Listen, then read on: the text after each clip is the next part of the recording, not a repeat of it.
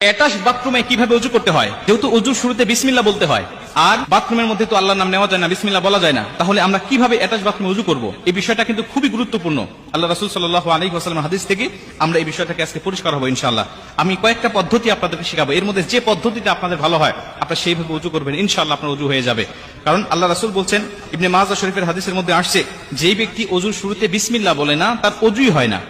মুহাদ্দিসরা হাদিসটাকে গবেষণা করে বলেন যে আল্লাহ রাসূল ওযু হয় না বলতে বুঝিয়েছেন ওযুটা পরিপূর্ণ হয় না। এখন ওযু হয় না অথবা পরিপূর্ণ হয় না, দুটো কথা একই। আমার যদি ওযু না হয় তাহলে ওযু না হলে নামাজ হয় না। এর জন্য ওযুটাকে কমপ্লিট করতে হবে, ওযুটাকে পরিপূর্ণ করতে হবে। এখন এই ওযুটাকে কিভাবে পরিপূর্ণ করব? কারণ আমাদের অনেকের বাসায় অ্যাটাচ বাথরুম আছে, নিজের বাসায় না থাকলে আত্মীয়দের বাসায় গেলে অ্যাটাচ বাথরুমে ওযু করতে হয়, বা অফিস আদালতে গেলে অ্যাটাচ বাথরুমে ওযু করতে হয়, হোটেলে গেলে কোথাও ঘুরতে গেলে আমাদের অ্যাটাচ বাথরুমে ওযু করতে হয়। তাহলে এই মাসআলাটা আমাদের সকলে জানতে হবে।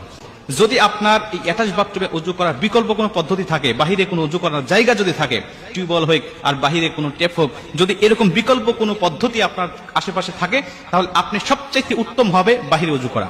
এটা যদি সম্ভব না হয় যে বাহিরে ওযু করার কোনো ব্যবস্থা নাই, তাহলে আপনাকে ভিতরেই করতে হবে।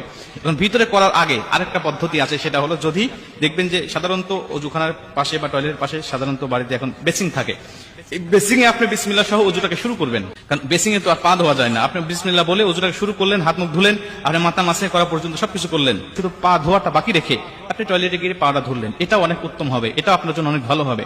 যদি এটাও সম্ভব না হয় তাহলে আপনি 3 নম্বরে আপনি একটি কাজ করবেন, আপনার বাথরুমের যে টেপ আর যে কমোড, এটা হাই কমোড হোক আর লো কমোড হোক, এর মাঝামাঝি একটা কাপড় দিয়ে পর্দা দিয়ে দিবেন, তাহলে কোনো ইখতিলাফ থাকবে না, এর মধ্যে কোনো সন্দেহ থাকবে না, আপনি এই সন্দেহ মুক্তভাবে ওযু করতে পারবেন। যদি পর্দা দেওয়া সম্ভব না হয়, কোনোটাই আপনার সম্ভব হচ্ছে না, বাহিরে ওযু করা সম্ভব হচ্ছে না, বেসিং থেকে শুরু করা সম্ভব হচ্ছে না, পর্দা দেওয়া সম্ভব হচ্ছে না, তাহলে আপনি একটি কাজ করবেন, সেটা হলো অবশ্যই বাথরুমে ঢোকার সময় তো আপনি একটি দোয়া পাঠ করতেছেন, আল্লাহুম্মা ইন্নী আউযু বিকা মিনাল খুবুসি ওয়াল খাবাইস। এই দোয়াটা আপনি পাঠ করে তো ভিতরে প্রবেশ করতেছেন।